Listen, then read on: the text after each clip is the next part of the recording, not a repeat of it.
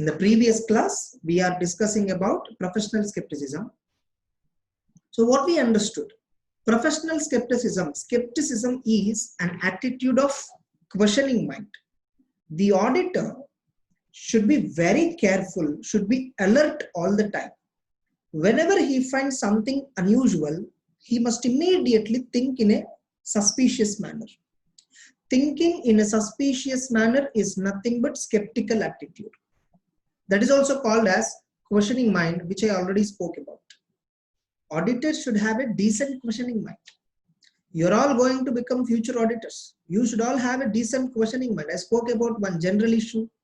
Like when someone says CA is a tough course, we blindly say yes along with them. We don't question it. Why do we call it a tough course? Why other courses are not tough course? We only compare it from result oriented, not from the syllabus oriented. And I also took another example. You went to a company, you went inside the company and you went to the cash room, like cashier's room, and the lockers and all kept open and he was not there, which raised immediately a suspiciousness in my mind. Something is wrong. That kind of becoming alertness in mind is called skepticism. Unless you are skeptical, your brain will not function in this way. By default, every human being is very, very skeptical. Even human being, even a child, even a toddler, even a kid is skeptical. He knows everything, what to do, what not to do. Skeptical attitude is there built into our system already, right from our childhood. So skepticism means an attitude of questioning mind. Like whatever comes to you, don't take it as it is. Don't believe as it is. Question it. Is this genuine? Is it reliable? Is it not fake? Question it. Nowadays we are getting fake news everywhere in social media or whatever. You are getting so many times a fake news, fake information. We still believe it. But now some skeptical attitude has already been developed in so many, especially whenever there is a forward message, they're not believing as it is. Why? Because previously whatever they believed as true were not actually true. Whenever you find this kind of odd situations in your life, naturally your brain becomes more and more skeptical, more and more careful, more and more alert. Skepticism, I can also call it as carefulness. Skepticism is nothing but, I also call it as carefulness. It is questioning mind is nothing but carefulness. The more skeptical you are, the more doubtful you are, the more careful you are, the better alert you will be and the better decisions you can take. So skepticism means an attitude of questioning mind. Especially, what are the examples of skepticism? When our skeptical attitude will activate. By the way, skepticism, is it like a switch mode? Okay, now I should be skeptical, switch on. No, I need not be skeptical, switch off. Is it a switch mode? No. Skepticism is natural process of your human system. It's a natural process. Every animal is skeptical. People, in fact, if you watch any like geography or Discovery Channel, they say the lion is very skeptical about the movement of other lion, or a deer is very skeptical about the lion is coming. So you find this word skeptical. Skeptical means nothing but alertness. It's carefulness, doubtfulness, questioning. So that is called skepticism. So when skepticism generally applies majorly, what are the examples of skepticism? This question has been asked in November 2019 for 3 marks. Write examples on professional skepticism. Examples. Nothing but these are the examples. So when we will be skeptical, when there is a conflict between multiple evidences. Multiple evidences means I am getting information from multiple sources. I want some purchase related data. I want to know how much is the purchases. I spoke to purchase department. They said some figure. I saw in GST return. The GST return says some other figure. When department says one figure and the GST return says another figure, there is a conflict. Conflict between multiple sources of evidences. So then I will be naturally alert. Which one I believe? I don't believe either of it. I will do reconciliation. I will investigate more to identify which is correct, which is wrong, or is there anything third thing which is correct. So skepticism will activate. You will be naturally skeptical. You will be more skeptical. You will be very alert when there is a conflict between multiple evidences. You will also be skeptical when you get a doubt as to reliability of evidence, you are getting some doubt regarding reliability. What is that occasion that you are getting doubt? Some tampering, evidence has been tampered. Tampered means, like example, overwritten, or a particular content is erased and written there. It appears. When you see an evidence has been tampered, it appears. You immediately get a doubt. Suppose a currency note came to you, some 500 rupees currency note, which is not in the usual color. It came in a different color. Let us assume slight color variation is there or size variation is there. Example. You immediately get doubt as to reliability of that currency note. That doubt, that attitude of doubt that you are getting, no, you are getting the doubt, right? The moment you are getting doubt means you are actually skeptical. Suppose you are not getting any doubt, you are not thinking anything, you are not careful, you will accept it blindly. Only when you are thinking, when you are questioning, you get all these doubts. Third one, when there is a situation of possible fraud. What is meant by possible fraud? Fraud can also be theft, right? Suppose I went to go down of a company, no CCTV cameras were there, security guard was also not properly there available, and doors of the godown was kept open, and that was a public holiday, which is a holiday. I went on a surprise check there. When I see the situation after going there, doors were open, security guard was not there, cameras were not there, I immediately suspected there is some possible theft would have happened.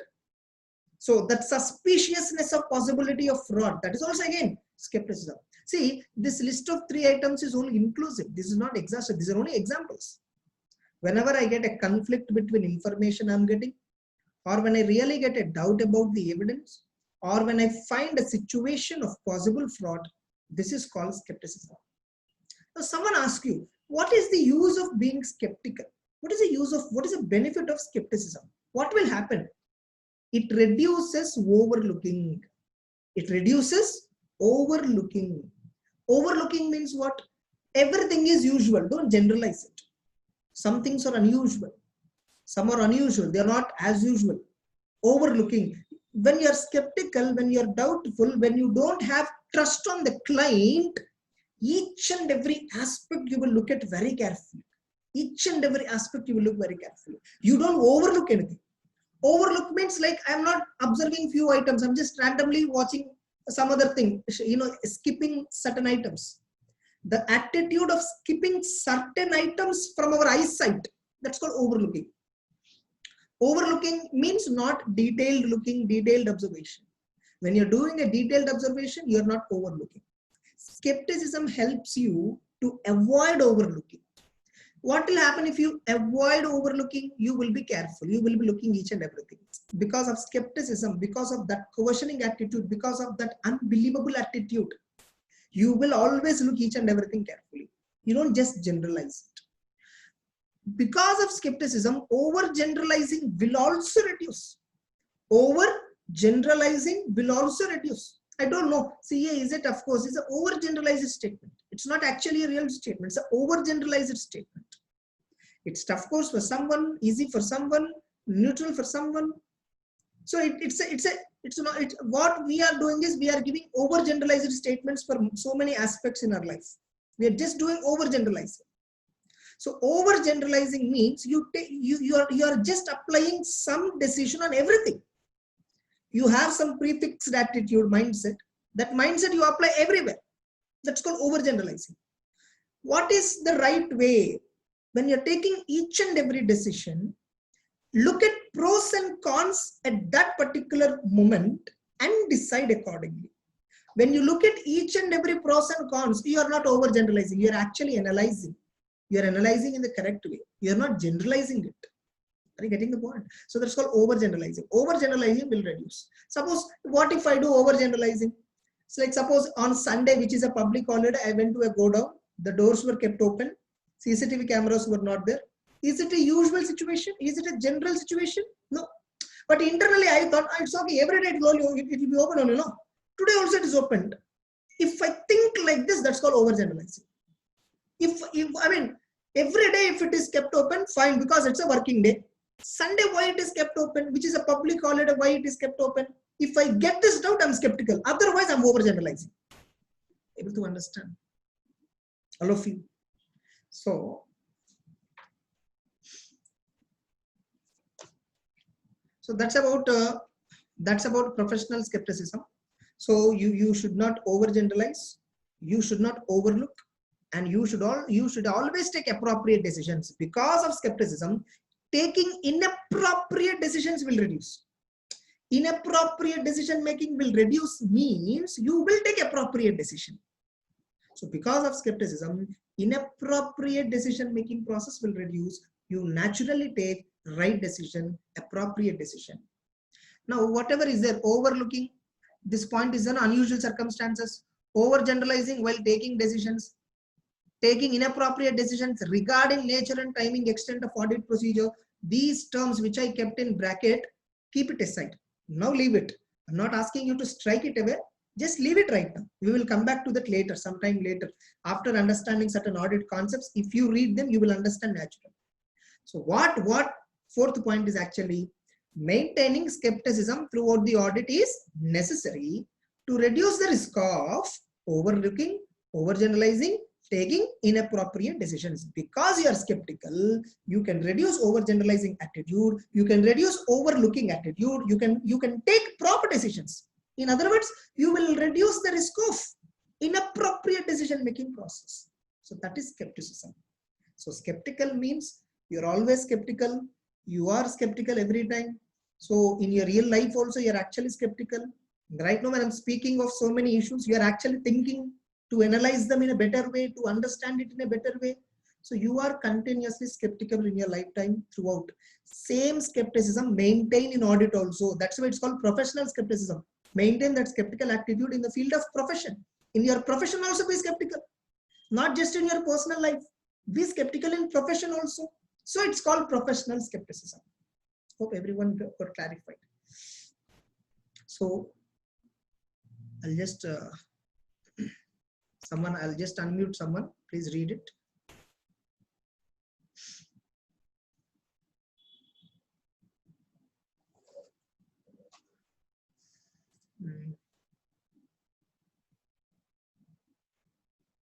Hemant Sai. Hello, sir. Yeah, Hemant Sai. Can you read it? Yes, sir. Yes, sir. Yes. Write a short note on professional skepticism. Yes. Meaning, professional skepticism refers to an attitude of questioning mind, being alert to unusual situation and a critical assessment of audit evidence. Professional skepticism includes being alert to following situations. Number one, conflicts between multiple audit evidences. Two, doubts as to reliability of audit evidence. Three, situation of possible fraud. Four, also maintaining professional skepticism throughout the audit is necessary to reduce the risk of A, overlooking unusual circumstances, B, overgeneralizing while taking decisions from audit observations. See, you can read only up to this: overlooking, overgeneralizing, taking inappropriate. Once again, read fourth point. Also maintaining professional skepticism throughout the audit is necessary to reduce the risk of overlooking, overgeneralizing, taking inappropriate decisions. That's it. So what it says, maintaining skepticism throughout the attitude will reduce the risk of overlooking, overgeneralizing, taking inappropriate decision. Remember, you can't consciously be skeptical. Skepticism is an attitude which should be there in you. See, I can't tell you where you should be alert, where you should not be alert. If at all you're asking me where I should be alert, where I should not be alert, then you're asking a wrong question. Your natural instincts will give you that questioning mindset. Your natural instincts will direct you everywhere. You go to some suspicious place, you find you start thinking suspectingly everywhere. So that's your natural part. Skepticism is a natural process. It is not an artificial element to learn from outside. You can't learn it. So that's it. So hope everyone understood. What Hemant Sai understood? Yes, sir. Clear, everyone? Yes, sir. Yes. So this question may be asked. In this way also. Write about professional skepticism. Give some examples of skepticism. Examples means nothing but all of these are examples. And I told you, critical assessment of audit evidence is the meaning which I gave you. Is actually not there in the standard. If you take critical assessment means what, they have not defined, but I gave the meaning to it. Yes, read about that just once. Critical assessment of audit evidence. Number one, is evidence obtained from reliable source? Number two, is evidence obtained sufficient? Number three, is evidence obtained appropriate? For example, relevant. Number 4, is there a requirement for an alternative or addition evidence? Yeah, is there a requirement for alternative? So like generally, what is critical assessment? Whenever we get some information, we naturally think like this.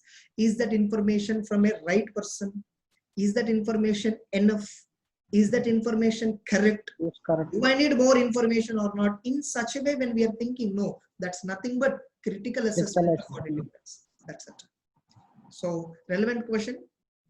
Number 1, the auditor is responsible for maintaining an attitude of professional skepticism throughout the audit. Do you agree with the statement? Yes. Just a minute only. Okay, so just go through this 1 minute, all of you. 1 minute. Someone is facing trouble to log in. I'll just help them.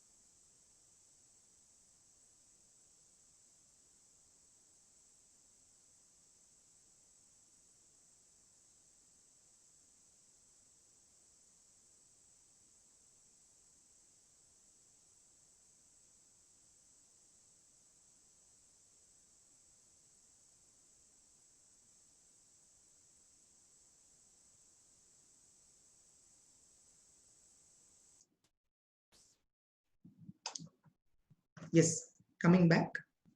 So that's about professional skepticism, question number 11. Now we'll discuss about what is professional judgment. What is, first of all, a judgment is about? What is a judgment? Just a minute. Yes. So professional judgment. What do you mean by professional judgment? So what is a judgment? Judgment means decision making. Judgment means decision making. We will call no judge. Judgment is the one who judge you, who gives a decision about you. Judgment means the one a decision making process is called as judgment process. Professional judgment means what? Auditors should have decision making skills in the context of profession. So if the auditor is having judgmental skills in the context of profession, we call it as professional judgment. So like here we get the meaning, like what auditor should have decision making skills, what should be, what's big deal about decision making? Like see, you are taking decision every day. Example, at 9:30 auditing class will start. You will take this decision, first one, so should I go for class today or not? Suppose you decided to attend the class, you joined in Zoom meeting. Now the decision for you is, should you listen the class or not? Now you started listening the class. Another point came, should I note down the point or not?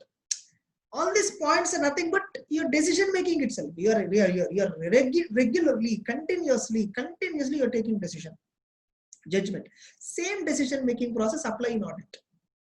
Like, do I need an evidence or not? Suppose management told me purchases are 100 crores. Okay, fine. You may believe it right away. Or if you have doubt, you will ask for proof. So asking for proof means you are taking a decision internally and then asking proof. So decision is something continuous. See, skepticism, decision, these are not separate things. These are all mixed. But these are all components of your thought process. How you think. If at all somebody is asking me how you think, what are the components of thinking? I'll take one component of thinking is skepticism, another component of thinking is judgment. First I judge and then question. First I will question and then judge. It's cyclic process. So both will go side by side. You are continuously thinking, skeptical. You are taking a decision. Again you got a doubt, skeptical. Now again you got some confirmation, decision. So professional judgment is nothing but decision making process. How do you take decision? Tell me, based on some information and knowledge you have, right? Will you take decision randomly? You don't take decision randomly. First you look for some knowledge, some information you want about a particular aspect. Before you take a decision on a particular thing, you need some information. Then you need you use your past experience. Then you use your exposure you have. By using exposure, knowledge, training, whatever you have, you take a decision, and that decision making process is called as skepticism. Hope everyone understood. So it refers to decisions taken by auditor during the course of audit by using his knowledge, training, experience. By using your knowledge, by using your training, by using your experience, whatever the decisions that you're taking, that decision context is called as professional judgment. So professional judgment means taking decisions by the auditor. It's not some random decision. You don't just take a decision. You just don't take a decision. Okay, today I'll go for audit directly. You don't decide like this, no? Suppose when you want to go and start the audit, you will think of what are all the things. Is client ready? Is client ready? How much members I need? How many member of team members I need? You think on it, no, each and every day. Getting it. And what is the client business? What laws and regulations are applicable to the client? What laws and regulations are applicable to the client? You think and take so many decisions simultaneously.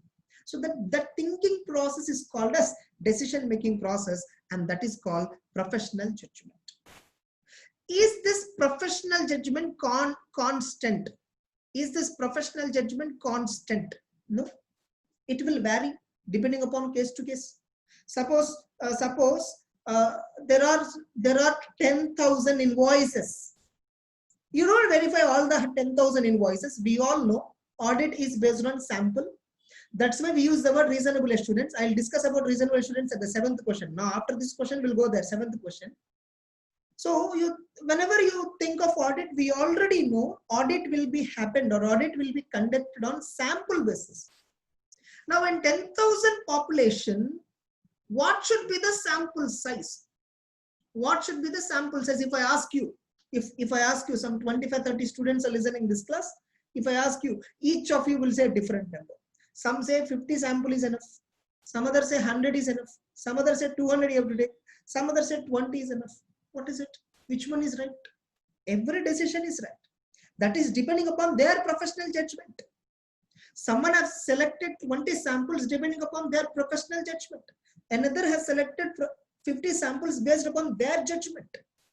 So the sample size is a matter of professional judgment. Is this question important, or is this big amount? Suppose what is a big amount? So for someone 1 lakh rupee is a big amount. For some 1 lakh rupees is small. For some 1 lakh is immaterial. For some 1 lakh is very material. It's again depending upon context. Depending upon the context, 1 lakh may be a big amount, 1 lakh may be a small amount. 1 lakh, whether is it a big amount or small amount, it's a matter of professional judgment. The word professional judgment is used in this phrase. In this way it will be used. Suppose you're asking me, is auditing a tough subject or easy subject? It's a matter of professional judgment. Depends on person to person. It's a matter of professional judgment. Is 1 lakh big amount or small amount? It's a matter of professional judgment. What should be the right sample size? Should I take 100 as a sample size? It's a matter of professional judgment. You need to think on case to case. Professional judgment means, one more meaning I can give is case to case. So case to case. You need to analyze case to case and take a decision. So when you're taking a decision, you should analyze that case to case approach. Case to case approach, you have to take a decision. You have to use separate decision making process. So that's called professional judgment. Hope everyone understood. All of you. Can I get a reply regarding the conceptual understanding? Now we'll read. Can I get a reply?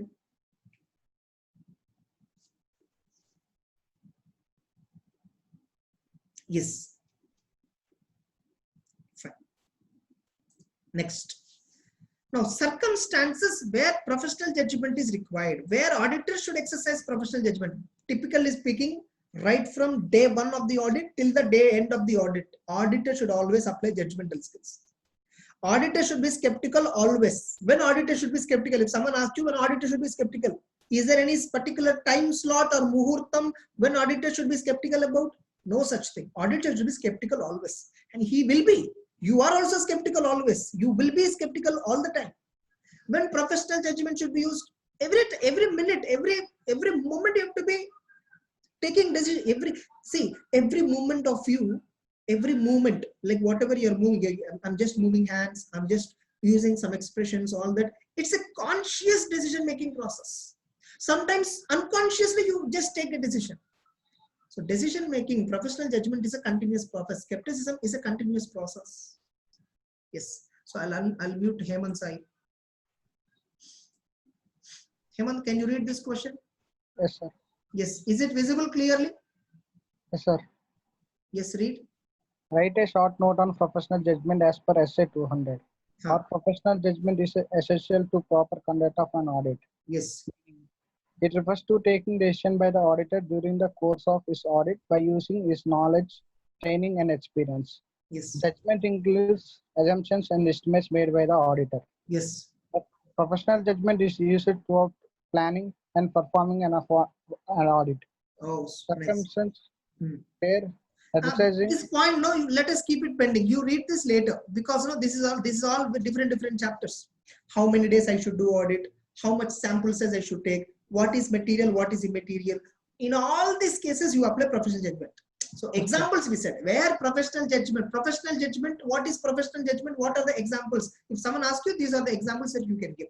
These examples, please read after completion of 3 or 4 chapters. Don't read right now this example. Hemant, have you got it? Yes, sir. Yes, next. By the way, I just want to confirm one thing. I have enabled virtual background. Is it visible? Yes, sir. In my video, it is visible actually, but for you, is it visible? Like behind there is I mentioned logo, all that. Yes, sir. Clear? Am I clear? Is my video also clear? Yes, sir. Yes. No, this is based on green mat. So we need to have a green mat first completely. Then we have to enable in the Zoom virtual background. Fine. Next. So this is regarding professional judgment.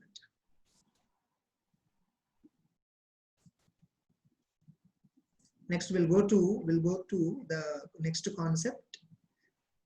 Question number 7, which generally most of the students feel difficult and just mug up. What are the inherent limitations of audit? Now onwards, be very careful. Okay. Now actual discussion on audit now starts. What is an audit exactly? Now it starts. Okay.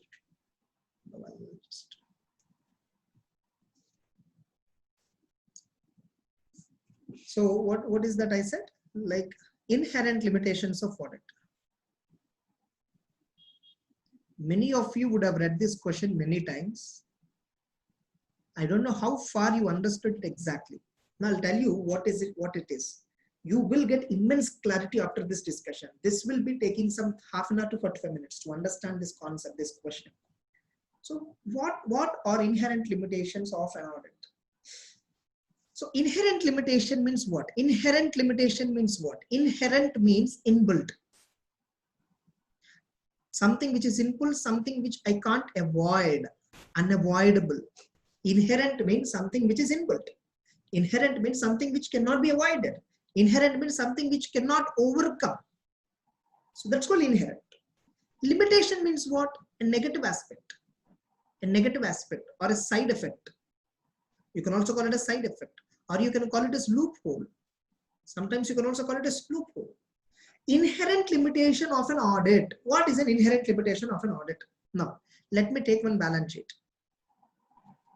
The company has fixed assets worth of some 200 crores, some current assets worth of 300 crores, and then some equity worth of some 100 crore, then current liabilities worth of some 400 crore. This is the balance sheet of the company. This is the business effect as on 31st March 2020. From 1/4/2019, they did so much of business. After the business, as on 31st March, this is the position of the company. Now, tell me, how many days do you think auditor can do audit? How many days do you think auditor can do audit?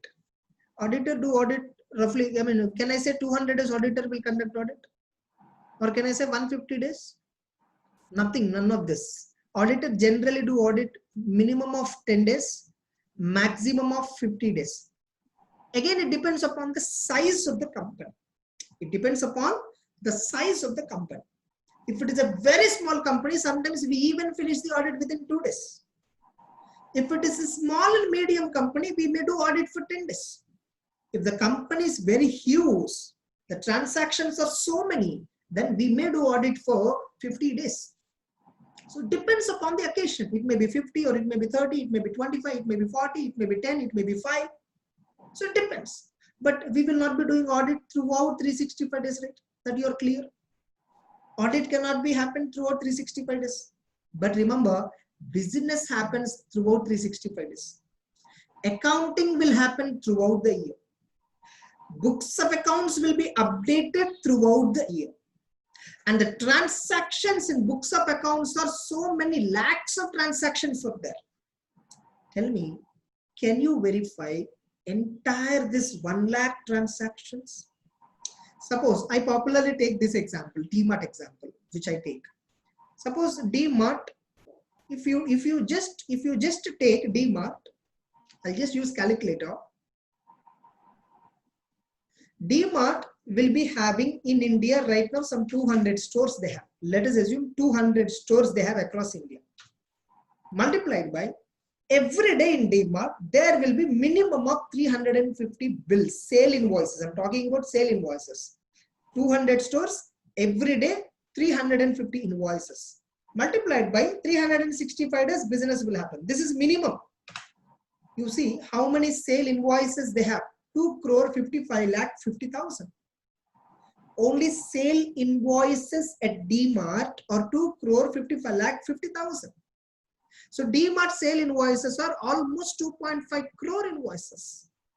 Now tell me, as an auditor, can you check all the 2.5 crore invoices? Is it possible for you? You can't. Okay, this is only about sales. What about purchases? What about stock? What about intermovement of stock between branches and stores? What about GST? What about income tax complaints? What about TDS complaints? What about rent and rates? What about salaries? What about fixed assets? What about liabilities? What about debtors? See, only sales you have 2.5 crore bills. I'm not talking about amount. I'm talking about number of bills. And imagine all these items together, how many days it requires for you to do audit.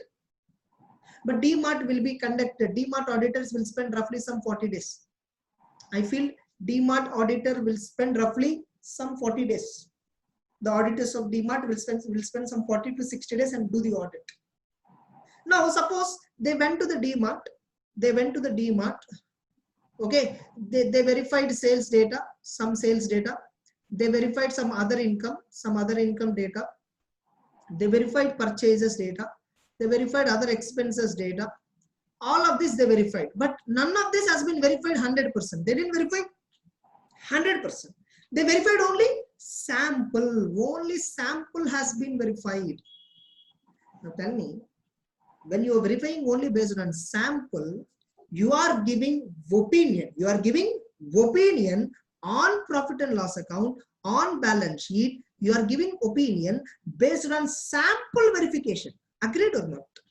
You're not verifying entire 100% population, and in fact, verifying 100% population is not possible. You can only verify sample.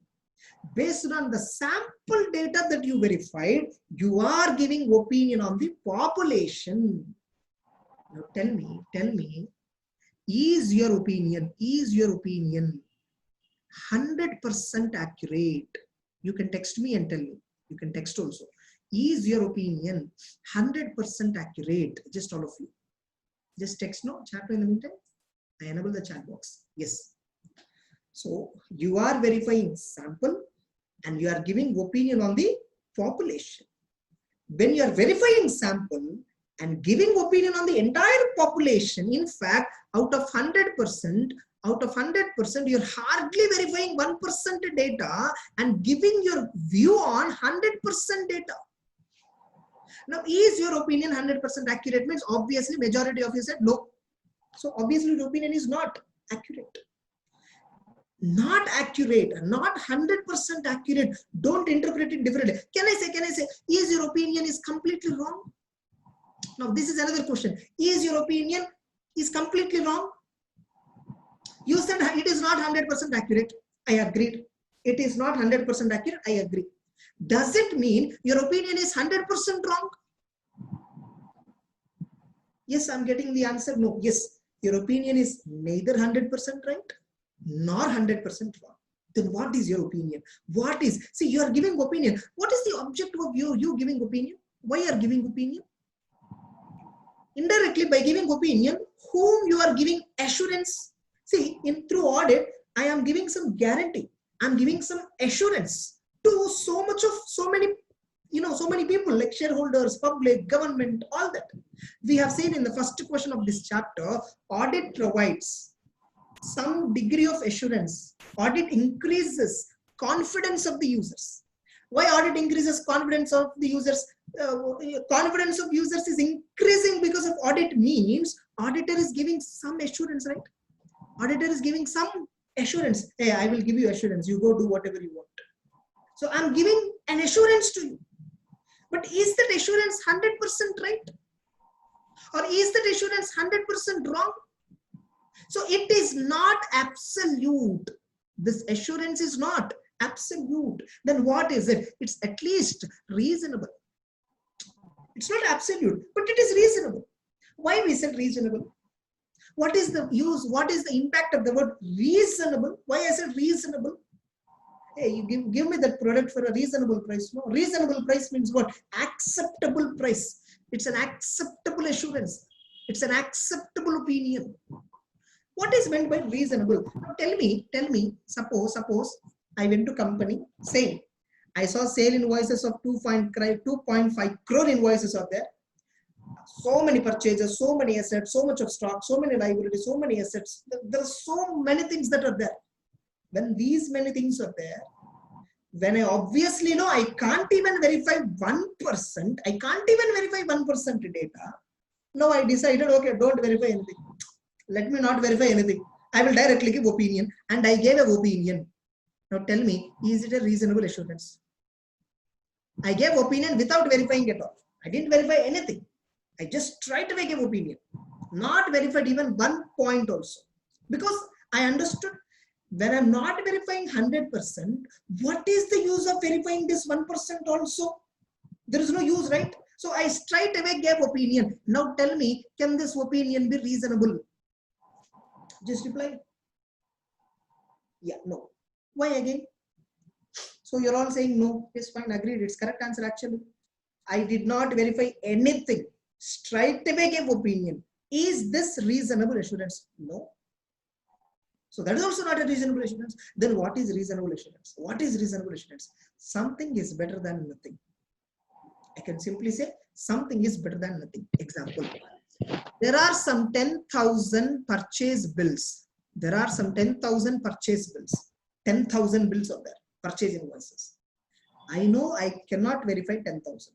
But let me select randomly out of 10,000 at all the places. Let me select 100 invoices. 100 bills let me select. Verify these 100 bills, each and everything, date, amount, party, quantity, stock register, all of this I'll verify. Each and every aspect I'll verify. Everything has been matching. Out of 10,000, I randomly selected some 100 bills and verified each and every aspect of the bill. And that has been completely matching. 100 invoices are verified. 100 bills. They're matching completely, absolutely.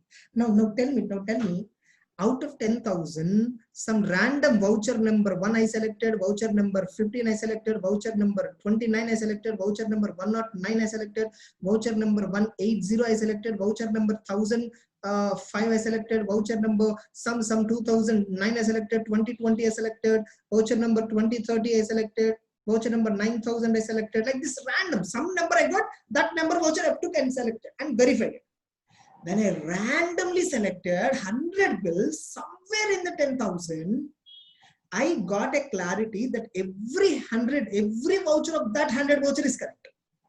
Can I reasonably now assume remaining 9,900 vouchers will also be right? Can I assume that, all of you? Can I assume based on 100 vouchers I verified, remaining 9,900 will also be correct? Can I assume?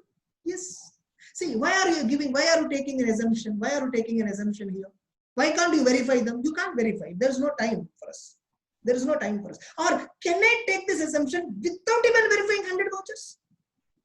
Can I take a decision without even verifying this 100 vouchers? Can I assume remaining 9,900 vouchers are absolutely fine even without verifying 100 sample? I can't.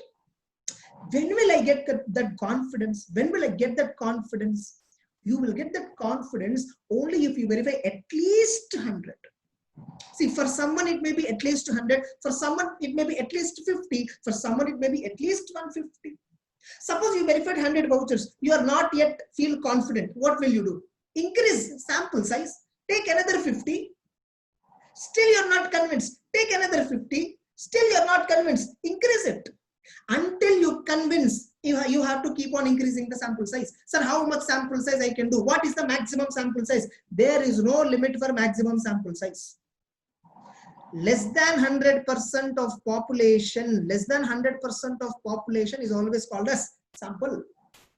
So based on sample verification, we decide on the population.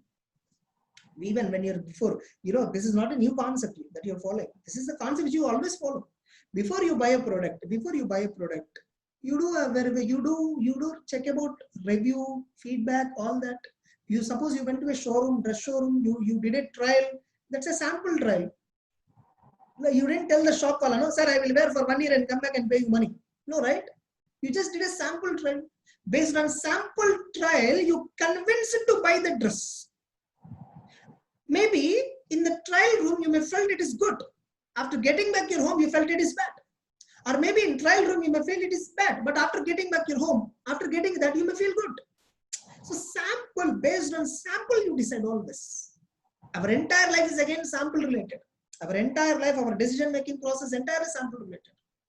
Therefore, auditor gives opinion on the balance sheet P&L, not by verifying 100% of the balance sheet P&L, books of accounts, all that, but based on sample verification. Based on sample verification, you are giving opinion. Therefore, your opinion is not 100% correct. Your opinion is only reasonable assurance. Auditor's opinion is only reasonable assurance. I hope you understood this point until now. Until now, I hope you understood.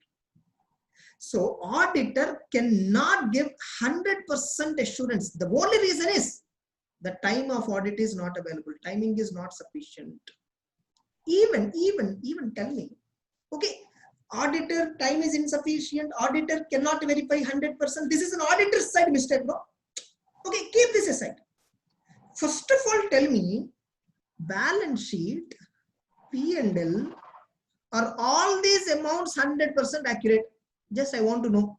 Are all these amounts? Suppose you take fixed assets, it shows some 100 crore. 100 crore. How this 100 crore is arrived is 200 crore original cost minus 100 crore depreciation. Now, sorry.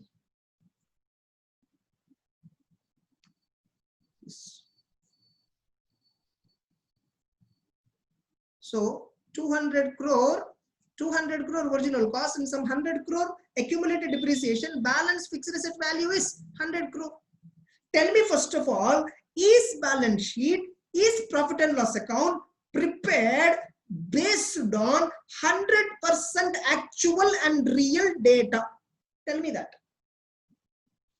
Is balance sheet P&L prepared based on 100% really and actual data? Obviously not. The balance sheet P&L are not prepared based on 100% data.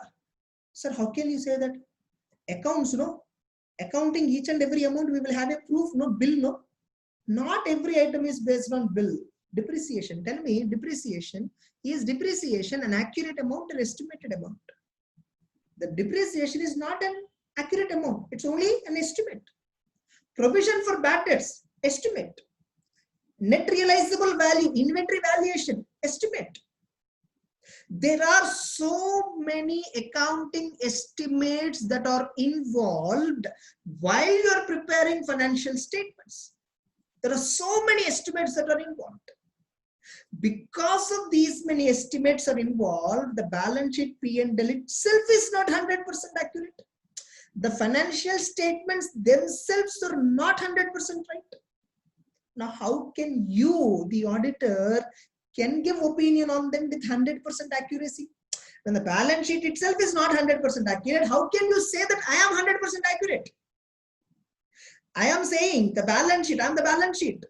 I am saying the balance sheet total is not 100% accurate. You are the auditor. Your opinion on me is saying, yes, the balance sheet is 100% accurate. It is impossible. The financial statement itself is not 100% accurate. How come auditor's opinion on the financial statements is going to be 100% accurate, going to be absolute assurance? Another reason. One reason, first one what discussed is nature of audit procedure. Audit procedure itself contains some difficulties. That is one limitation. Another reason, nature of accounting. Right now I spoke about accounts, no? Balance sheet, P&L, depreciation, all that. Nature of accounting, they also call it as nature of financial reporting. Nature of financial reporting is one reason why auditor cannot give 100% assurance. Why? Because the financial reporting process itself is not 100% accurate. And the audit itself is not 100% accurate. Because the sample we may take is maybe right sample, may not be a right sample. Regarding sample, once again, we have a detailed chapter on audit sampling where we will discuss. So nature of accounting, nature of audit procedures are different. So the nature of audit procedure is one reason. Nature of accounting is another reason. And the third reason which they say is time cost benefit comparison. Time and cost benefit comparison. This is a beautiful discussion. Okay, what is it? Say suppose you went to a client, you agreed with a company for conducting audit. You agreed with a company for conducting audit. Originally, the fees fixed was 20 lakhs. Originally, at the time of appointment, the fees fixed was 20 lakhs. You were appointed in last September at the time of AGM. 2019 September AGM, you were appointed as an auditor. You want to start the audit in April month 2020. Okay, for 1920 financial year, you are appointed as an auditor where the fees fixed is 20 lakhs. Now you were appointed as an auditor for 1920. That when you were appointed in somewhere in the AGM, September month you were appointed. You want to start audit in April 2020, but you all know the corona effect, it was lockdown. Finally, in July, the company gates were opened. Now you went and started audit. In between, the company manager, one of the manager of the company approached you. Sir, originally we agreed 20 lakhs as fee. But as you know, no business from past 4 or 5 months. Can you reduce your audit fee? He asked me. So he is asking me to reduce my fees to 10 lakhs. He is asking me to reduce my fees to 10 lakhs. He's not only asking me this, he's also giving me a favor. In return, he asked me not to do 100% audit. Sir, no need to do full audit, sir. You do just 50% audit. You would have planned some 25-30 days, no, sir. You would have planned some 25 to 30 days audit. Yes, actually, I planned the 25 days audit. Company is very big. At least if I have to cover a smaller sample size, even if I have to cover a smaller sample size, I must invest at least 25 days. That is what I thought. But company, no, they requested me, sir, you take only 10 lakhs, you come only for 10 days. You just come for 10 days and give opinion and go. That is what company requested. Hope everyone understood this story. Tell me, now as an auditor, can I accept this? Proposal is reduced, your fee is reduced to 50%, 10 lakhs. In return, what is the benefit that they are giving you? No need to do 25 days audit. You felt 25 days is minimum. But company itself is saying, no need to do 25 days audit, just to do 10-12 days audit. Can you accept for reduction in fee as well as reduction in time limit for audit? Can I get a reply? Can you accept for both of these proposals? Two proposals are there. Two proposals. One is reduction in fee, another one is reduction in work. Can I accept both the proposals? Accept. Someone is saying accept. Someone is saying no. Okay, fine. I'll break the question into two parts. Can you accept a reduced fee? Because the circumstances are not good, really, fine. So can you accept the reduced fee? Client is requesting you to reduce the fee. You also felt, okay, fine, fees, okay, 20 lakhs, they can't be, business is not there. You decided to accept. Can you do so? Can you accept a reduction in audit fee, which is originally agreed? Can you? Yes, reduced fee is fine, right? Reduced fee is fine. Just a minute. Okay. So you can accept reduced fee. Now, what about the second question? Okay, fees reduction, it's a matter of contract. It's between me and client, personal issue. It's not even a public issue. I can accept. Second one, client is asking me, sir, also please reduce your working time to 12 days. Not 25 days, sir. 25 days don't do. But personally what I feel is 25 days is required for me to give opinion on this company. How can I give opinion on this company without even verifying 25 days? That's what I actually thought. I fixed it 25 days, but client is giving me a beautiful offer. No, reduced fee, reduced work also. Just to do work for 12 days. Can I accept this reduced work? Can I reduce my work burden? Can I accept the client request to do audit within only 10 days? Can I? Obviously, no. Yes, yeah. Obviously, no. Majority of you are saying it is, majority of you are also giving correct answers. Majority of you. Now let me tell you. Suppose you bought a phone. You want to buy a phone. You want to buy a phone. Example. You go for demo, no? You generally look for demo. Once upon a time, we go for demos. Nowadays, demo concept has been outdated because we are all buying online. Suppose your friend has bought a new phone. He has bought a new phone. He just gave it to you. He just gave it to you, and asking you to comment on it. How is the phone quality? He is asking you. Example. Let us take a general example. Then I'll come up with a company real example. Okay, general example. He just gave you the phone. He just gave you the phone and immediately took back. Now tell me your opinion. Can you actually give your opinion? He just gave you the phone and then took back immediately within a second. You just hold it now. You just hold it for a second. He's asking you, tell me your opinion. You hold it now for 1 second. Tell me your opinion. Can you give your opinion on the phone? You can't. Okay, fine. You can't give the opinion. Okay, he unlocked the phone and then gave it to you. You just opened the menu button. Immediately he took back. No, again, he's asking you, hey, you opened the menu button, you pressed the menu button. No, tell me, what is your opinion on the phone? Can you? You can't. Or else, your friend has given you the phone, you open menu button, you open settings also. Immediately he took back. Again, the same. You can't give opinion. Why you are unable to give opinion here? You hold the phone, no? In second case, you press the menu button, no? In third case, you even open settings, no? But still you are unable to give opinion. Why? Because he didn't let you to operate it once as per your wish. Correct or not? He didn't let you to operate the phone till your satisfaction. Agreed? See, when you can give opinion, when I can give opinion whether this phone is a nice model, good model or not, when I can give opinion on this phone, only when I go through all the features.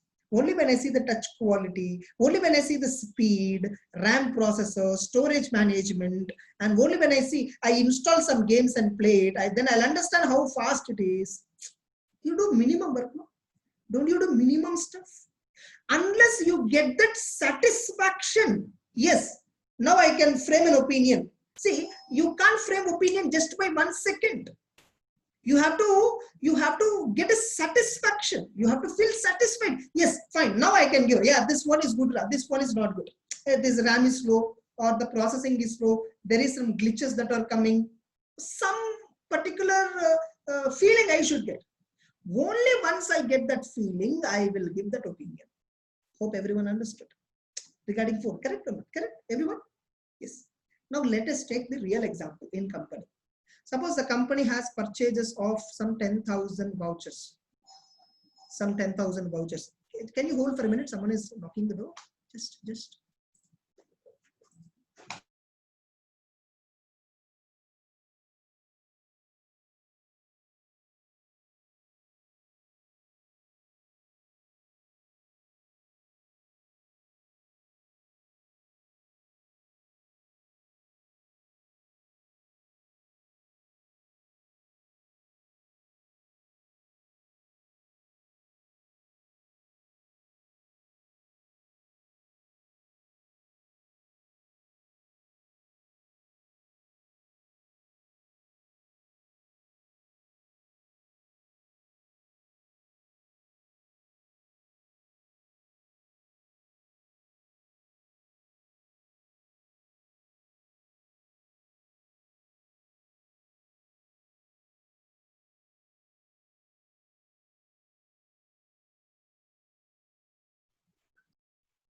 Yes. So now we took a general example. Now we'll take audit related example. Suppose there are total purchase vouchers of almost 10,000 vouchers. Entire this purchases value is some 100 crore.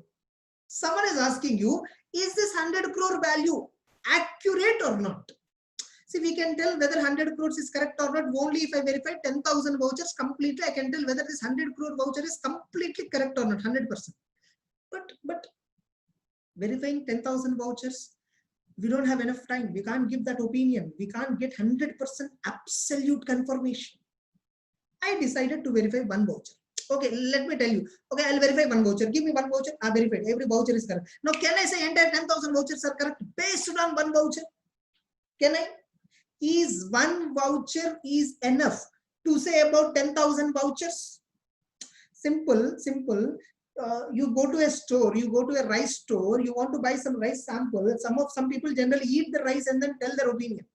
If the shop gave you one rice grain, only one grain, okay, taste it. See, I must eat that much quantity of rice that fits in my mouth. Yes or no, generally. So we can't just take one grain and then tell about the taste. There is always a minimum number.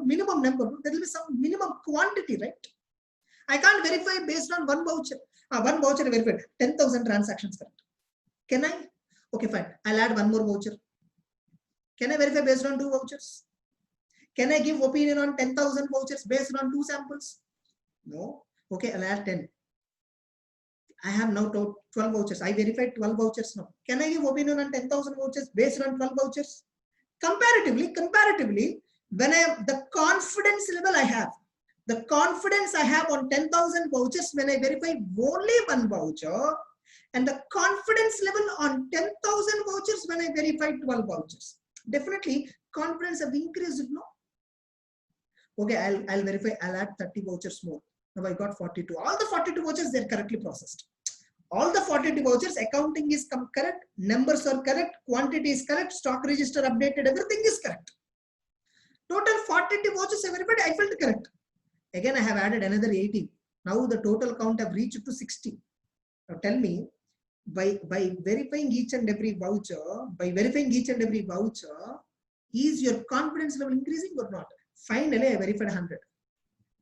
Now, after verifying 100, each and every voucher is correctly processed, 100%. That voucher is 100% correctly processed. Maybe I have not verified remaining 9,900, but 100 vouchers I verified. Somewhere I verified. 100 vouchers are not taken from one place. One voucher is number 1, another voucher is number 85, another voucher is number 144, another voucher is some 9,556. Some number, 100 numbers I took. All the 100 are absolutely correct. Now tell me, Will I get that confidence? Will I get that confidence after verifying 100? Okay, Charlie, I mean, it's enough. 100 vouchers is enough. This is enough. Well, I have taken somewhere 100 vouchers altogether. Obviously, I now got a confidence. Remaining 9,900 vouchers will be correct. That's the confidence which I got after verifying 100. Will you get that confidence or not? Obviously, is your confidence level increasing or not? Maybe some conservative people may not feel confident at 100 also. They may verify 200 total. Suppose you're not that conservative, you're a moderate risk taker. You may satisfy with 100. Suppose you're an aggressive risk taker, you will satisfy only with 50 vouchers also. That is also possible. So minimum sample you should always verify. No? Always you should verify minimum sample, which means minimum efforts you should always give. Minimum effort you should always give in audit. In order to give opinion, you want to give opinion on balance sheet. You want to give opinion on profit and loss account. Whether this balance sheet P&L, are they giving true and fair picture? Are they right? Are they reliable? Are they correct? You want to give an opinion. Now, to give this opinion, whether they're correct or not, I must verify at least some minimum data in order to give opinion, yes or no? Verifying that minimum data takes a minimum time. That minimum time I felt 25 days. And this manager is asking me to compromise 10 days and then give me the opinion. Can I accept it? I cannot. You may accept reduced fee. Don't even take the fee. It's okay. You do free of cost audit. Who asked you to, who is asking you about the fee details and all? Do audit for free of cost. But when you do audit, give that minimum work. You should do the minimum work. Without doing the minimum work, without you getting the confidence, don't give the opinion to somebody. See, when I can give opinion on something, when I feel that opinion. When I feel the opinion, I can give the opinion.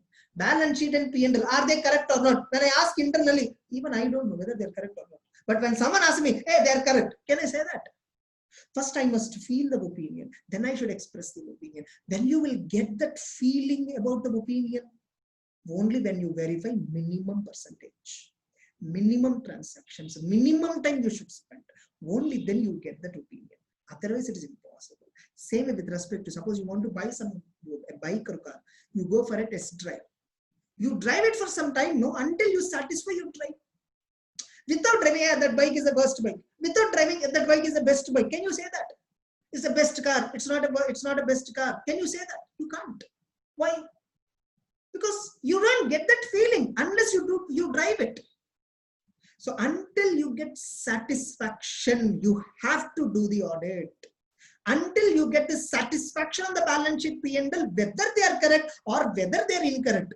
Your satisfaction may be from point of view positive, or your satisfaction may be from negative point of view, whatever it might be, but you should get that satisfaction, that completeness should be there. So auditor cannot reduce the minimum effort, the quality of audit. The auditor cannot reduce the quality of audit just because there is a reduction in price, just because there is a reduction in remuneration. Auditor remuneration, audit quality, you should not link. Do free of cost audit. You know, some auditors, they do free of cost for Tirumala Tirupati Devasthanam. They don't take fee. They feel it is a service to the God. Some auditors don't charge fee for charitable institutes. Some auditors don't charge fee from some foundations when they're doing audit. But does it mean they do audit negligently? Hey, you are giving opinion. Yeah, if something goes wrong, you will be questioned. When people are questioning you, you should have answer, no? See, some fraud happened in a company, it's okay. You are the one who signed the balance sheet and P&L. Some fraud happened subsequently, detected. They came to you and questioning you. What are you doing as an auditor? Hello, I did audit properly. I am not negligent. I bring all the files. Whatever works I did, I bring all the files. I open my laptop. I show what are the workings I did. In spite of doing all this, only then I get positive opinion. Even then, if fraud happened, who is responsible? Not me. How can I be responsible? I did not do 100% audit. That's what I even said in my opinion. In my audit report, I clearly mentioned my opinion is reasonable assurance, not absolute assurance. I'm saying it to public. Public couldn't accept it already. I'm informing the public. Don't believe my opinion 100%. It is only a reasonable assurance. It is only a moderate assurance. Even that reasonable assurance, I'm having proof. Why you said, sir, dear auditor, when these many frauds are happening, why did you give positive opinion? I did not find the fraud. I did not find the fraud. Why you did not find the fraud? Have you applied proper audit techniques? Yes, I applied proper audit techniques. I selected sample honestly. In my sample, the fraud transaction is not there. If you want to prove this, if you want to protect yourself, even in the worst of the scenario, you should do minimum audit. You should not compromise in audit. That's the quality of audit. So now tell me, time and cost benefit comparison. Cost can never be a limitation. Yes or no? Agreed? Cost can never be a limitation, because cost of audit cannot decide the quality of audit. Cost can never be a limitation, but time is a limitation. Can we overcome the time limitation factor? Can we overcome the time? Can I increase the day by 28 hours rather than 24? Can I increase it? You can't. Time is an inherent limitation. This is a limitation which I can't avoid. This is the third limitation of an audit. There are totally 3 limitations. 1, nature of financial statements, or nature of financial reporting, or nature of accounting. The client financial statements itself are not 100% accurate. How do you can give 100% accurate opinion? Second one, nature of audit procedure. The audit procedure involves sampling. You can't verify 100%. You don't verify 100%. The sampling. Sometimes you want some information. That information may not be there. You want some data. You want some documentary evidence. It will not be there. It may not be there. So sometimes whatever the data you need, it may not be available. Time. You have to do audit within a minimum time. You have to do audit within a minimum time. This is one more limitation. Because of all these inherent limitations, I cannot give 100% absolute assurance. My assurance can only be reasonable. Why your assurance is reasonable? Why not it is absolute? That the answer is inherent limitations. Why auditor's opinion is only a reasonable assurance? Why auditor's opinion is not an absolute assurance? The answer is very simple. Inherent limitations of an audit. This is the 7th question. Almost we spent more than half an hour, almost around half an hour we discussed.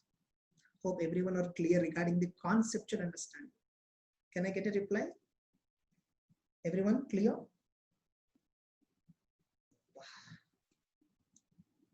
What here? All of you are sleeping. No reply at all. Hope everyone understood. Clear? Yes. Okay, fine. So we'll read the question. So already it's been 10:45. I'll give 5 minutes gap. I'll take 5 minutes break. Okay. So again, I'll get back by 10:50. You also just relax for 5 minutes. So we'll come back and then read the answer.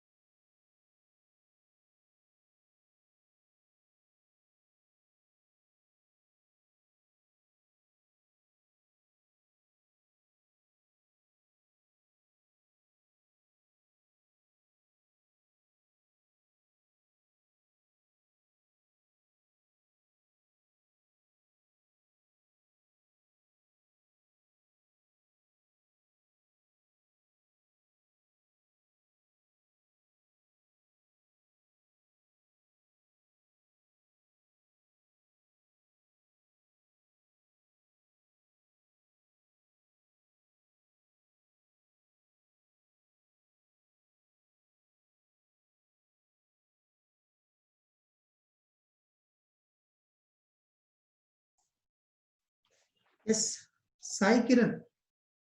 Sai Kiran Dasika, may I ask a question? Yeah, ask ma. Just ask me right now, immediately. Before I proceed further, before I read, just ask the question. The auditor has verified 200 out of 10,000 vouchers, but doesn't get satisfaction and no mistakes were found. But the end of the audit, he found sufficient amount of fraud and misstatement, and he again planned the audit according to the current circumstances. Okay, if you are not getting satisfaction, you just keep that in mind and go to the another area. You do audit, and finally, suppose if you find really a fraud, give a negative opinion. That's it. You didn't get satisfaction. Moreover, you found a fraud also. You got clarity enough. Give a negative opinion. That's it. Give a negative opinion. See, why do we verify all these vouchers and all? In order to decide, should I give a positive opinion? Should I give a negative opinion? Opinion is what you have to give. Whether to give positive or whether to give negative. Suppose if there are so many mistakes, I'll give a negative opinion. If I did not find any mistake, I don't have an option. I have to give positive opinion. I'll tell you one point here. Auditor will give positive opinion not by choice, but by chance. Auditor will not give you positive opinion, not by choice. I don't want to, I gave positive opinion not because I want to give positive opinion. Because I cannot give negative opinion, I give positive opinion. You say, why you can't give negative opinion? If I have to give negative opinion, I should find mistake, no? I should prove there is a mistake, no? If there is no mistake, if I couldn't find a mistake at all, I didn't find a mistake at all. I tried my best to identify misstatements, but I couldn't. So obviously, what can I understand? Probably there are no misstatements. If there are no misstatements, if I conclude, what opinion I'll give? Positive opinion I'll give. So another doubt, but the client is not giving sufficient time. Suppose if the client is not giving you time, no, resign. Why you have to continue? He's not giving you time. He's not cooperating you. He is not letting you to do audit peacefully. Resign from the audit. He will take care of all the consequences. Resign from the audit. What he will mention in the resignation? Client not cooperating. That's it. Disclaimer opinion, all that we have a separate chapter, and there we will discuss. Disclaimer opinion, all that we have a separate chapter. There we will be discuss. I hope right now it is clear to all of you. Until now you are clear. We are going to discuss about opinions in audit report chapter. There you will get even more clarity, even higher clarity. As of now, you are clear, everyone. Can I get an answer? If at all still you have a doubt, you can text me after the class in Telegram also. I can clarify. Yes. Now let us read the material. Write a short note on inherent limitations, which is question number 7. Okay. So I'll ask Hemant. Yes, sir. Yeah, please read, ma. 7th question. Question number 7. Write a short note on inherent limitations of audit. Yes. The opinion expressed by an auditor can only be reasonable assurance. Yes. He cannot obtain absolute assurance. Further, the audit risk cannot be reduced to 0, but can only be minimized through a proper conduct of audit in accordance with standards on auditing. So, yeah. Audit opinion expressed can only be a reasonable assurance. He cannot obtain absolute assurance. Audit risk cannot be reduced to 0. What is audit risk? I will tell you in a risk chapter. What is audit risk? Because that's a new term. Audit risk is a new term. I'll tell you in the next chapter.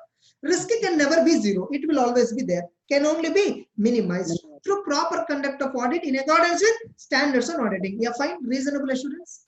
Reasonable assurance is a high level of assurance, but not absolute assurance. Yes, reasonable assurance is a high level of assurance, but it is not 100% assurance. I told you, something is better than nothing. Reasonable assurance is nothing, but that's something. Okay, something is better than nothing. Yeah. What are the no, all of you, please write a continuation here. Here you write a continuation. The following, if at all you're having a physical material, write this continuation. If you don't have a physical material, just imagine. Okay, the following are the inherent limitations of an audit. Inherent limitations of an audit. So you just write the sentence. Yes. Yeah, what are the limitations? First limitation, read it. Nature of financial reporting. Yes. The financial statement preparation involves many judgments and assumptions, which may vary considerably from entity to entity. Hence, the statements may get materially misstated, which may not be easily rectified by management or those charged with governance. Financial Example. statements involves many judgments, many assumptions, nothing but estimates, okay, which may vary considerably from entity to entity, organization to organization. Accounting estimates, decisions, assumptions, they will change. They will change so much from one organization to another organization. Therefore, they may get materially misstated. Maybe management has wrongly chosen life of asset. Instead of 5 years, they chosen 10 years. I don't verify 100% of the fixed assets, right? I only verify sample. So that unverified things, there may be a mistake. Okay, which may not be easily rectified by management. Even management themselves don't know there is a mistake. They did a mistake, but they don't know that they did a mistake. Okay, so this is one reason why auditors' assurance can only be a limited, reasonable assurance, but not absolute assurance. Absolute assurance. Example. Accounting estimates such as life of assets, frozen for doubtful debts, net realizable value for inventory. So this is an example. Accounting estimates, provision for bad and doubtful debts, NRV, all these are estimates. Do you think all these are 100% accurate? They are not 100% accurate. Because they are not 100% accurate, my opinion on them, how can it be 100% accurate? Yes. Next, second point. Nature of audit procedure. Second limitation of an audit is nature of audit procedure. Audit process is also one limitation. What is the limitation in audit process? Yeah, let's read. Further, due to legal and practical constraints, the auditor could not obtain required evidence. Sometimes the evidence I need may not be there. Suppose I want to go physically to go down and check, but that area is flood prone area. Right now in Assam, the complete continuous floods. Almost 30 lakh people were displaced. They changed location. Imagine the 30 lakh people livelihood has been affected. Okay, so I could not go to that place and verify inventory. But again, I don't want to give negative opinion because I did not find anything wrong there. I don't know whether it is right or wrong. So sometimes the information I want, I may not get. That's why I cannot give 100% confidently the assurance. I can only give a reasonable idea. I cannot give 100% idea. Yeah, please, next point. Normal audit procedure may not be effective to detect frauds which are sophistically carried out. Yeah, sophistically carried out. Normal audit procedures, you do normally audit, no? We never do audit with the intention to find a fraud. We never do audit with an intention to find a fraud. Moreover, fraud, no. Whenever a transaction is fraudulently done, do you think on invoice they will write it is a fraud? Do you think they write it? Obviously, no. Fraud is very difficult because fraud will be conducted sophistically. So planning, so much of planning will be there. In fact, a person committing fraud spend most of his time on concealing the fraud, not on committing the fraud. So we can't find whether there is a fraud or not. It's difficult for us to identify. So your normal audit, the way you normally do audit, may not find a fraud. For finding frauds, you have to do forensic audit. You have to do fraud investigation. FIFA, fraud investigation and forensic audit. There is a course. So that is again different. In normal audit, we don't do forensic audit and all. Why? Because we are not investigators. No, we are only doing audit. Yeah, next one. The nature of audit process is determined by using the auditor professional judgment. What you have to, which process you have to follow, what procedure you will follow is auditor's professional judgment. He will decide what to follow, what not to follow, all that. Suppose some auditors, they may decide not to go for go down. Some people may decide they will go for go down. Maybe if you go down, you will identify there is a shortage of inventory. Suppose you did not decide, you decided not to go to the warehouse. You may not find this fraud. You may not find shortage of inventory. So depending upon the process you adopt, depending upon the technique you adopt, depending upon the method of audit you adopt, maybe your assurance level will vary. That's it. Third one. Time, cost, benefit comparison. Yes. The auditor cannot escape saying time and cost as a reason for not obtaining sufficient appropriate audit evidence, even where there is no alternative. Not obtaining sufficient appropriate evidence, not obtaining sufficient. Out of 10,000, it is your minimum duty to verify minimum sample. If you feel minimum sample is 50, minimum sufficient and appropriate sample is 50. In that scenario, unless you verify 50 samples, you should not give opinion. That is the scenario. But you verified only 20. When I ask you why you verified only 20, why did you have not verified 50? You are saying no time is there.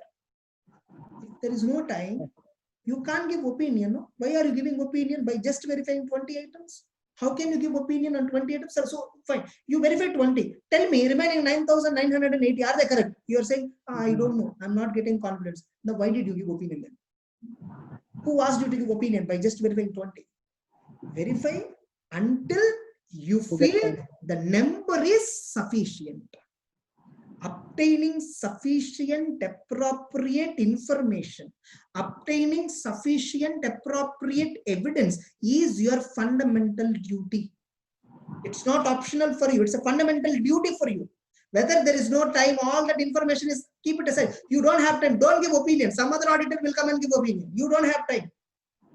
So verify minimum sufficient evidence, verify minimum appropriate evidence. You can't escape saying time and cost as a reason for not obtaining sufficient appropriate evidence for which there is no alternative. There is no alternative for time. There is no alternative for cost. Whatever the time available to you, whatever the cost given to you, remuneration given to you, within that you have to do the best. You can't escape saying time is not there, cost is insufficient. Second point. B. However, due to content external factors, the audit shall be completed within a limited period of time. Because of some legal and regulatory requirements, I don't have time. I have to do audit within a limited period of time. Financial year closes on 31st March 2020. I need to file income tax return by 31st July 2020. Maximum 4 months gap. In between, I need to file with SEBI. By 30th May itself, I should file with SEBI the financial statements. The time available is maximum 2 months. Within this 2 months, auditor time will be even more lesser. Because of so many factors, you have to do audit within a limited period of time. That is something unavoidable. But within the time you have to do the best audit. This is limitation. This is an inherent limitation. This all are. Why you can't give 100% assurance? Why are giving only reasonable assurance? You have a number of reasons. All these reasons we are discussing. Someone asks you, sir, your opinion is reasonable. No, why can't it is absolute? Why can't you give 100% assurance? Show them all these reasons. These are the reasons why I can't give 100% assurance. Yeah, next. Unless the auditor properly plans and performs the audit, the objective of audit cannot be achieved. Yes, of course. Unless you plan and perform the audit in a very strategic manner, in a timely manner, in a planned manner, you cannot achieve your objective. You cannot give a proper opinion. So hope everyone are clear. Other limitations, this you can take it aside. This you can strike off, not required, not required. Only ABC points are enough. Capital A, capital B, capital C. What are the inherent limitations of an audit? Inherent limitations are for what? Not for reasonable assurance, but for absolute assurance. Why you can't give absolute? For that, the reason is inherent limitation in audit. Reasonable assurance is minimum assurance that you have to get. For reasonable assurance, there is no limitation. It is not optional, it is compulsory. Hope everyone clarified?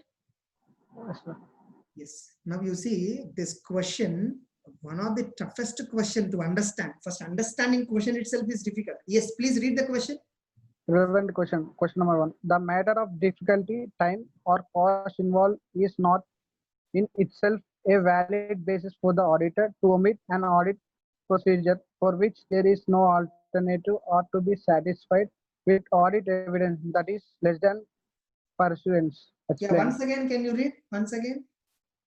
The matter of difficulty, time, or cost involved is not in itself a valid basis for the auditor to omit an audit procedure for which there is no alternative or to be satisfied with audit evidence that is less than pervasive. Persuasive. There is a different. Pervasive is different. Persuasive is different. Fine. First, let me explain you. I'll write that sentence into multiple parts. I'll write that sentence into multiple parts.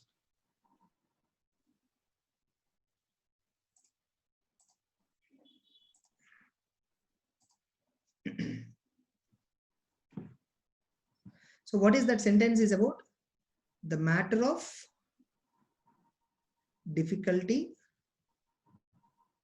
time, or cost. Not in itself. So this not in itself is just an, not in itself.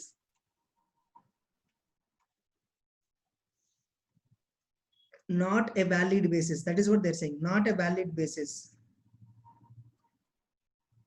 to omit an audit procedure, or to be satisfied with an evidence that is less than persuasive. That is less than persuasive. Now you see, the matter of difficulty, the matter of time, the matter of cost. Time, difficulty, cost, audit. I mean, time is not sufficient. Audit is difficult. The client has not paid proper remuneration. These are all not a valid reasons. These are all not a valid reasons to omit an audit procedure. You did not do inventory verification. When someone asks you why you did not do inventory verification, you are saying time is not there. Client has not paid remuneration, or you're saying it is difficult to go there. Some reason you are saying that is not a valid basis. I can't take it as a valid reason. You omitted it, that's your negligence. If you omit something, it's your negligence. Why you omitted it? Who asked you to omit? Whatever you have to verify, you have to verify. If you omit something without a proper reason, other than these three reasons, difficulty, time, cost, then okay, fine. If some other reason, genuine reason is unacceptable. But just because there is no time, just because client remuneration is insufficient, you cannot omit an audit procedure. Sir, I did not verify 100 samples. I did not verify 100 vouchers. I only verified 10 vouchers. Why you did not verify remaining 90? No time. That is not a valid reason at all. There is no alternative for which there is no alternative. So you see that sentence, for which there is no alternative. This is the final sentence. I'll now sing it. I'll just now sing that. You see, the matter of difficulty, time, cost. The matter of difficulty, time, cost is not a valid basis. Not in itself a valid basis means nothing but not a valid basis. Not a valid basis.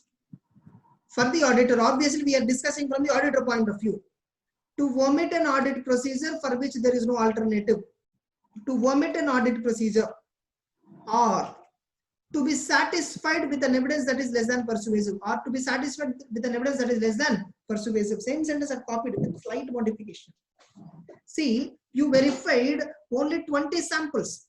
But what is the persuasive size? 100. Persuasive means what? Convincing. Persuasive means convincing. When will you convince? On purchases, whether the purchases are correct or not. 10,000 purchase transactions are there. Are these 10,000 transactions correct or not? When will you convince? I will convince only if I verify 100. I will convince only if I verify 100. But how many you verified? I said 20 only I verified. Why did you verify less than 100? Why did you verify less than 100? Because 100 is convincing number for you. You only said unless you verify 100, you can't give opinion on purchases. Agreed. But how many you verified? 20 only you verified. Why did you verify less than convincing number, less than persuasive number? I am saying I don't have time. It is difficult for me. A client has not paid full fee for me. That's why I verified only 20 and gave opinion. That is not a valid basis. So time, cost, difficulty is not a valid basis for escaping from the work. You can't escape from the work. Whatever minimum work you have to do, whatever persuasive evidence you have to get, you should get. For me, on purchases, minimum 100 vouchers are needed.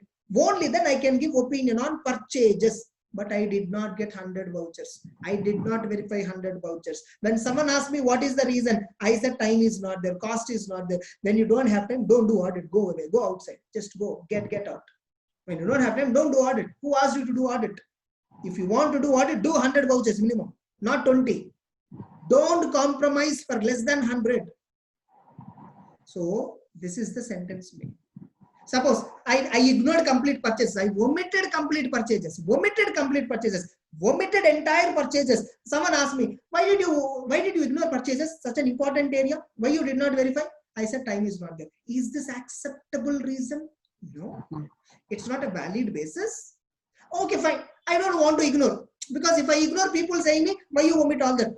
Instead of ignoring, let me do one thing. Instead of verifying 100, I'll verify only 20. Is this also permitted? No. Do that work. Do that entire work.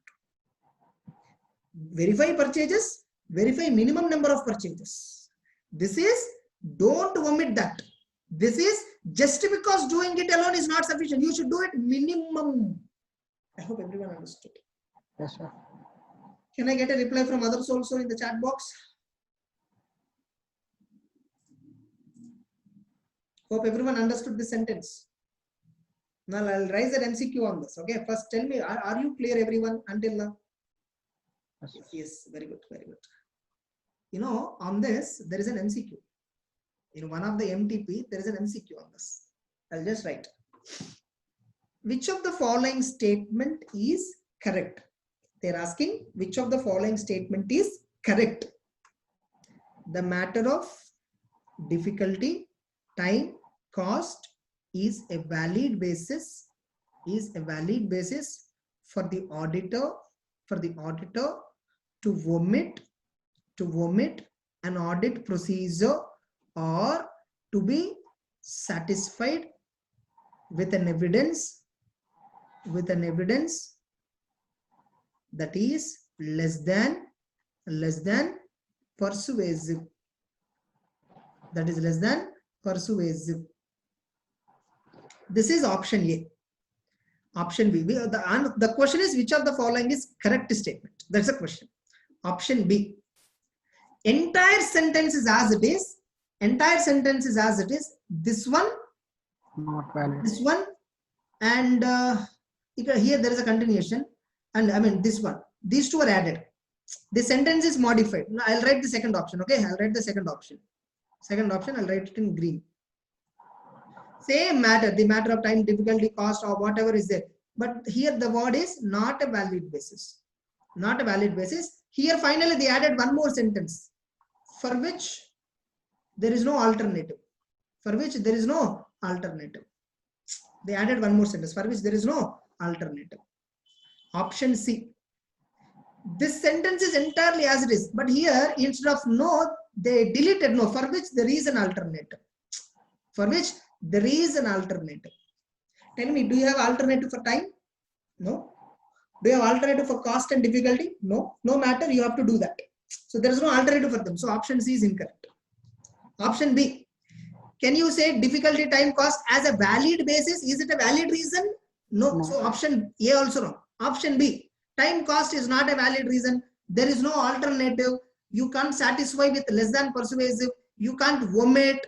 Entire meaning you are getting only in option B. That's why option B is the correct answer. Think of the difficulty of this question. 2 marks MCQ.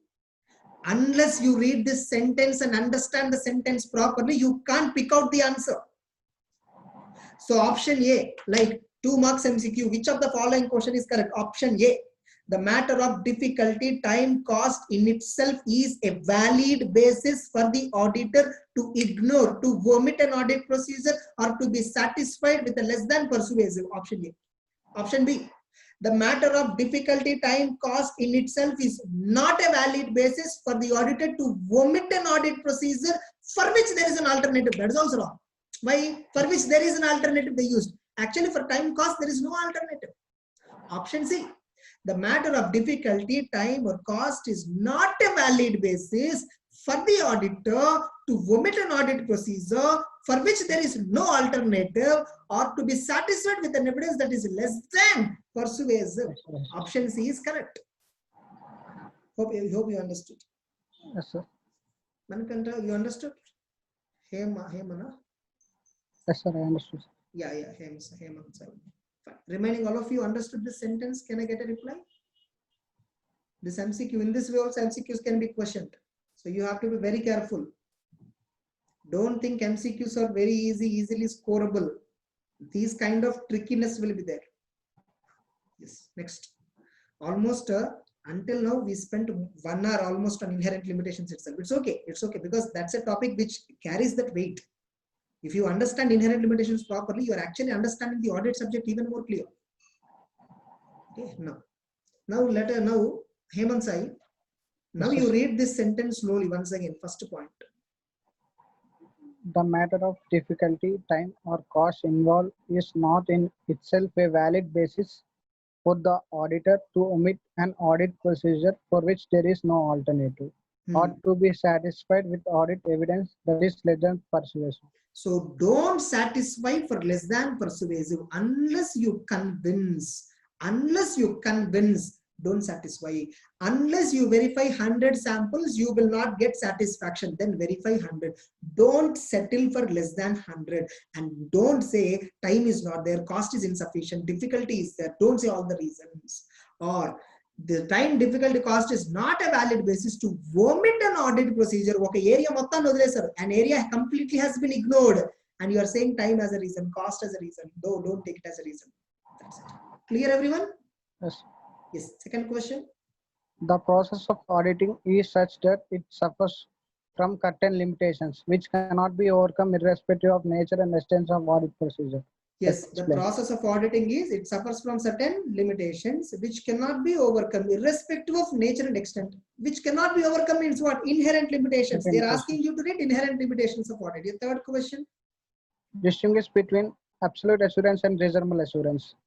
Identify the type of assurance that is expected in an audit of financial statements, clearly outlining the reasons to justify your point of view. What is absolute assurance? Absolute assurance is 100% assurance. Reasonable assurance is a high level of assurance, but not absolute assurance. In an audit, what is expected in an audit? In an audit, we expect reasonable assurance. Clearly outline the reasons to justify why we only get reasonable, why not we get absolute. Give the answer. ABC points, inherent limitations. Yes, sir. Hope everyone are clear. Yes, sir. That's it. So this is about inherent limitations of an audit. Okay. Now I don't want to discuss an additional question, so I'll just wait for 5 minutes. So we'll have a doubt session. We will have a doubt sessions. Almost in chapter 2, one part we are about to finish. One part. Okay, we have another 1 or 2 parts which are small, not as big as this part. Okay, so in this part we are still having third and fourth questions which are pending. Scope of audit, principal aspects to be covered in audit. 2 more questions are pending. If you see this part, we have totally 12 questions or 11 questions. 12 up to professional judgment. Like just once I recap. Question number 1 we completed. Question number 2 we completed. I hope everyone remember. Question number 1, what is the purpose of audit? What is the definition of audit? What is the implication? How audit opinion should be interpreted? It is not a guarantee for company future. It is not a guarantee for management, all that. It is just an opinion on the past data. Objective of the audit to obtain reasonable assurance. Now you understood what is reasonable assurance. The standard itself is saying your objective is only to get reasonable assurance. You need not get absolute assurance. Next. Third question, fourth question we kept pending. Fifth question, types of audit we discussed already. Statutory audit and non-statutory audit. Statutory audit mandatory under law. Non-statutory audit not mandatory under law. Statutory auditor rights and duties are fixed under law. And additionally, if you want terms of engagement. Non-statutory audit, there is no law. Only the client will fix the terms and conditions. Statutory auditor must be independent in terms of appearance, must. Whereas non-statutory, not that much required. Independence of mind alone is sufficient in audit. Appearance is needed in statutory audit because for public, you should appear independent. That's it. We have seen some advantages. I told you to remember any 5 points. Next. 7th question, just we have covered. 8th question, qualities of an auditor, we call professional, technical qualities and personal qualities. 9th question, we discussed about what are the minimum requirements of an auditor: integrity, objectivity, independence, confidentiality, professional competence. Then we discussed about skepticism. It's an attitude of questioning mind, alertness of mind, You will be alert in the following areas: conflict when there is a conflict, when you get a doubt, when there is a possible fraud. Because of skepticism, what will happen? You will reduce overlooking, you will reduce overgeneralizing, you will take proper decision. Improper decision making will reduce. What is professional judgment? Using your knowledge, training, experience while taking assumptions. Judgment includes assumptions and estimates. That's it. So this is what we covered. Tomorrow, once again, I'll revise. Okay, someone asked me about. No alternative means, see, that's what. No alternative word is used for time. The matter of difficulty, time, cost. The matter of difficulty, time, cost is not a valid basis for the auditor to vomit an audit procedure for which there is no alternative. For which there is no alternative means what? See, suppose this no alternative word can be understood in two ways. This no alternative word can be understood for time. This no alternative can be understood for audit procedure. I did not verify purchases. Can I comment on purchases? Can I comment on purchases? I did not verify any purchase related document. Can I comment on purchases by an alternative mode of verification? I cannot. If I have to comment on purchases, I must verify only purchases. If I ignore purchases, there is no alternative for me to comment on that. In this context also you can take. No alternative can be taken in another context. Because there is no time, because there is no sufficient cost, because it is difficult, because even for time you don't find an alternative. Is there any alternative for time availability? No. So in two ways you can interpret. Hope it is clarified, Sai Nitin.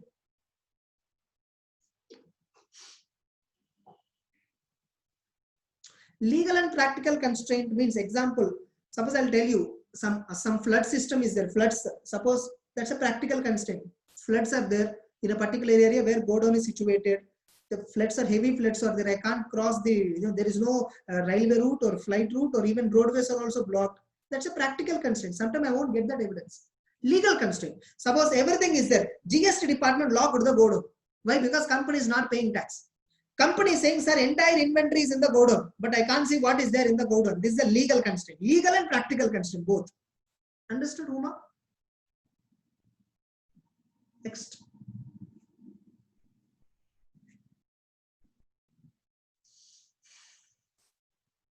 See, now you would have understood. I don't know how many of you are listening for my auditing class for the first time. I don't know. How many were there? Like, just can you comment here? First time listeners, only first time listeners. Those who already heard my auditing classes, leave it. Those who are listening for the first time, just can you reply? Reply with first or first time something. Okay, Veera Manikandan, your first time you're listening. Next. Yes, next. Until now, 7 members have replied. 8. Now, all of you would have understood. Discussing auditing in practical perspective, I'll tell you, most of the people think practical understanding means understanding the sentence meaning and taking some random example. That's not practical way of understanding. Practical way of understanding means now I'm thinking, no, already, like I'm just giving the meaning, I'm giving the concept, I'm also bringing a real life situation. That's actual practical way of understanding. Now you understand the auditing. In this way, if you understand the subject, you will never forget it. You need not even try to remember. You naturally remember the content. Hope everyone got clarified. So one of the major part has been completed. Scope of audit, principal aspects of audit, I will discuss at the last. Okay, not now immediately. We will discuss last. Tomorrow what I'll do is part 2 I'll start. Part 2, 13th question onwards I'll start. So 13th question onwards I'll start. So 13, 14, now onwards, like we will go in an order. Tomorrow we are going to discuss about engagement letter. Engagement letter. And how auditor should accept the audit, when he will accept the audit. All that points we are going to discuss in the tomorrow's class. So almost everyone's doubt have been clarified. No other doubts. So I'll take there are no doubts. Now I'll end the session. I'll end the session. If at all you're having any other doubts, you can text me in Telegram also. Okay, have a nice time. Bye. Hope you're all enjoying the class, everyone. Carry on. Bye-bye.